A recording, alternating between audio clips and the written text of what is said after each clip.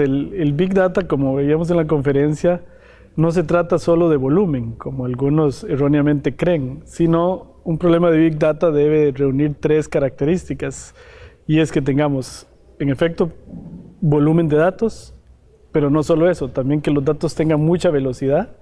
Es decir, por ejemplo, en un banco donde las transacciones surgen muchas por segundo, y también tengamos variedad en los datos, o sea, por ejemplo, fotos, textos, etcétera.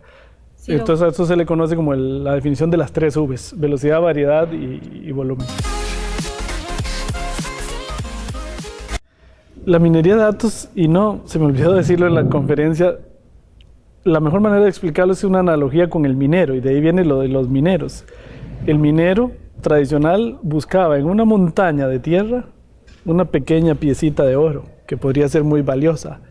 El minero de datos busca en una montaña de datos un pequeño patrón, un pequeño dato que le dé información importante. Por ejemplo, que le ayude a descubrir que esta transacción es un lavado de activos o es un fraude.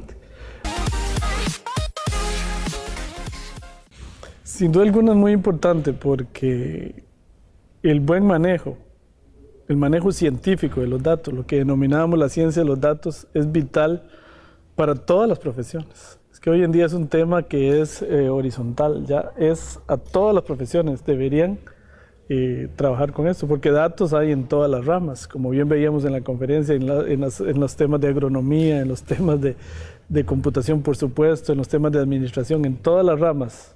Hoy por hoy, si algo se tienen, son datos que analizar, que manejar.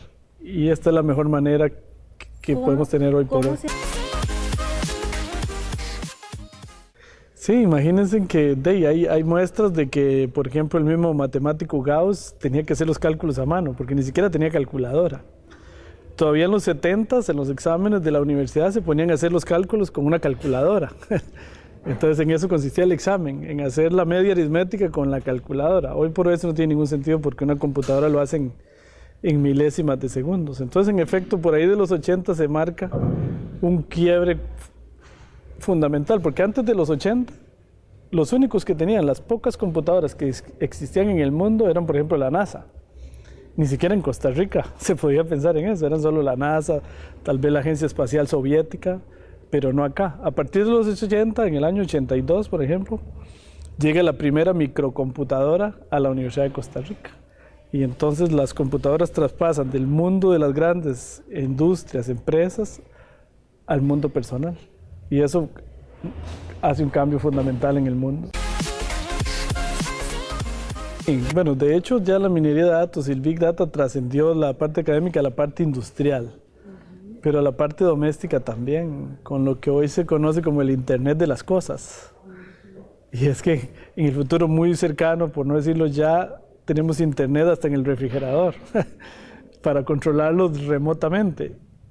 Tenemos Internet en la calefacción de una casa, por ejemplo, en la seguridad de una casa, en las cámaras de video. Todo eso, ¿qué es lo que genera? Datos. Y no hacemos nada con esos datos si no tenemos una manera de analizarlos, de administrarlos. Cada vez más es una ciencia. Esa es muy buena pregunta. Hace 10 años era como una moda hablar de Big Data. Hoy es una ciencia, tanto así que ya ha tomado nombre y se habla mucho ya de la ciencia de los datos. Y se está empezando a definir en algunas universidades de punta del mundo qué es lo que este científico o científica de datos debería saber, cuáles deberían ser las herramientas, los temas que esta persona domine. Son fundamentalmente tres, ¿verdad? La estadística, la computación y la matemática. E incluso, como decíamos en broma, en serio, debería ser también un medio hacker para poder tener acceso a datos.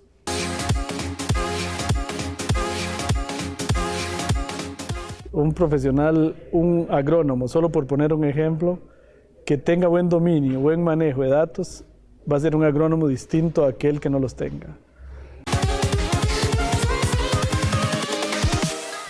Es que para empezar, antes de los 80 teníamos mucho menos datos, ¿verdad? Ninguno de nosotros podía pensar en andar un teléfono en la bolsa, ¿verdad? O sea, solo había un teléfono en algunas casas, las más adineradas, ¿verdad?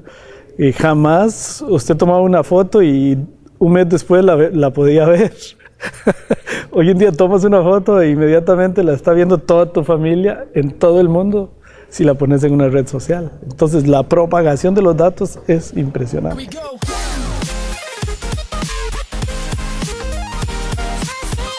Bueno, primero que nada, pues un agradecimiento muy profundo, un honor para mí estar acá.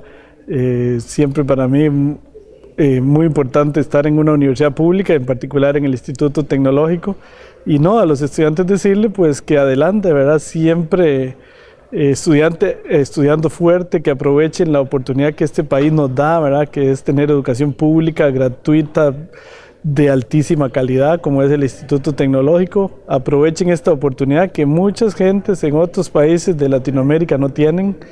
El nivel que tiene esta institución, esta sede regional es altísimo, es de nivel mundial, se los puedo garantizar porque gracias a Dios he podido andar por diversas universidades en el mundo. Que aprovechen, no pierdan esa oportunidad y que sigan adelante.